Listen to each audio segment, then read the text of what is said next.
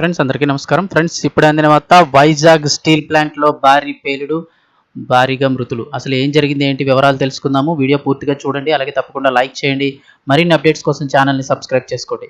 ప్రభుత్వం నుంచి వచ్చే ముఖ్యమైన అప్డేట్స్ అన్ని కూడా ఎప్పటికప్పుడు మన ఛానల్ ద్వారా మీకు ముందుగానే తెలియచేయడం జరుగుతుంది. అలాగే వీడియోని ఒక లైక్ చేస్తే మరింత మందికి సమాచారం చేరుతుంది. వివరాల్లోకి వెళ్ళిపోదాం. విశాఖ ఉక్కు కర్మాగారంలో సంభవించిన ఘోర ప్రమాదం. ఆ స్థలంలో హృదయ విదారక దృశ్యాలు చోటు చేసుకున్నాయి. లిక్విడ్ స్టీల్ అంటే ఉక్కు యొక్క ద్రవం, అంటే బాగా కరిగిపోయినటువంటి వేడి ఉక్కు ద్రవం ద్వారా బీమ్స్ తయారు చేసే అత్యంత కీలకమైన విభాగంలో ఇది దొరకడం జరిగింది.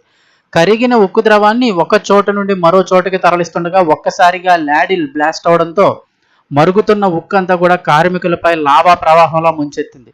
ఈ భయానక ప్రమాదంలో మరణాల సంఖ్య 9కి చేరింది. వారంతా కూడా అక్కడికక్కడే సజీవ దహనమయ్యారు. ఈక్వాలిటీకి అగ్నిపర్వతంలో లావా ఎలా వస్తుంది, అలాంటి లావా వారి మీద డైరెక్ట్గా పడిపోయింది.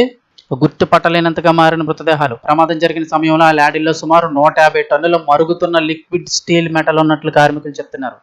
1500 డిగ్రీల సెల్సియస్ వేడితో ఉన్న ఉక్కు ద్రవం ఒక్కసారిగా ఒంటిపై పడడంతో బాధితుల శరీరాలు పూర్తిగా కాలిపోయాయి.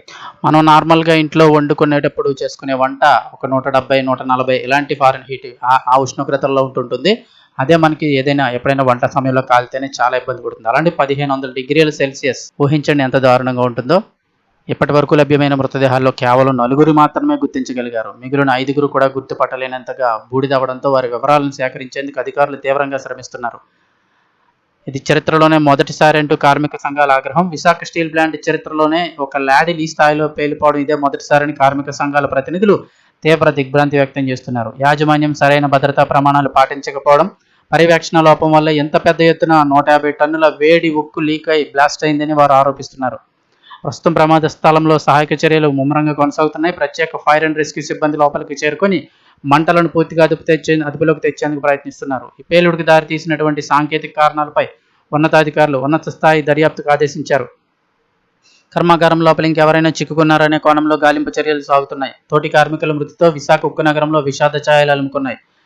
ఇక ముఖ్యమంత్రి దిగ్భ్రాంతి. ఈ ఘోర ప్రమాదంపై ఆంధ్రప్రదేశ్ ముఖ్యమంత్రి నారా చంద్రబాబు నాయుడు తీవ్ర దిగ్భ్రాంతి వ్యక్తం చేశారు. రెవెన్యూ, పోలీస్, వైద్య, అగ్నిమాపక వంటి అన్ని ప్రభుత్వ శాఖల సమన్వయంతో రెస్క్యూ ఆపరేషన్ నిర్వహించాలని, క్షతగాత్రులకు అత్యవసరమైన మెరుగైన వైద్యం అందించాలని అధికారులను ఆదేశించారు. ప్లాంట్ చరిత్రలోనే ఇలాంటి ల్యాడిల్ పేలుడు జరగడం ఇదే మొదటిసారిని కార్మిక సంఘాలు ఆందోళన వ్యక్తం చేస్తుండగా ప్రమాదానికి గల సాంకేతిక కారణాలపై ఉన్నతాధికారులు దర్యాప్తుకు ఆదేశించారు.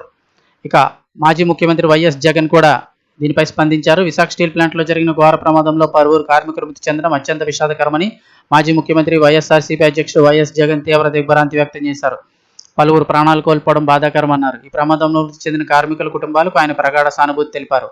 ప్రమాదంలో గాయపడిన వారికి అత్యుత్తమ వైద్య సేవలు అందేలా చర్యలు తీసుకోవాలని సంబంధిత అధికారులు అయితే కోరారు. భవిష్యత్తులో ఇలాంటి సంఘటనలు పునరావృతం కాకుండా కట్టుదిట్టమైన చర్యలు చేపట్టాలని కోరారు.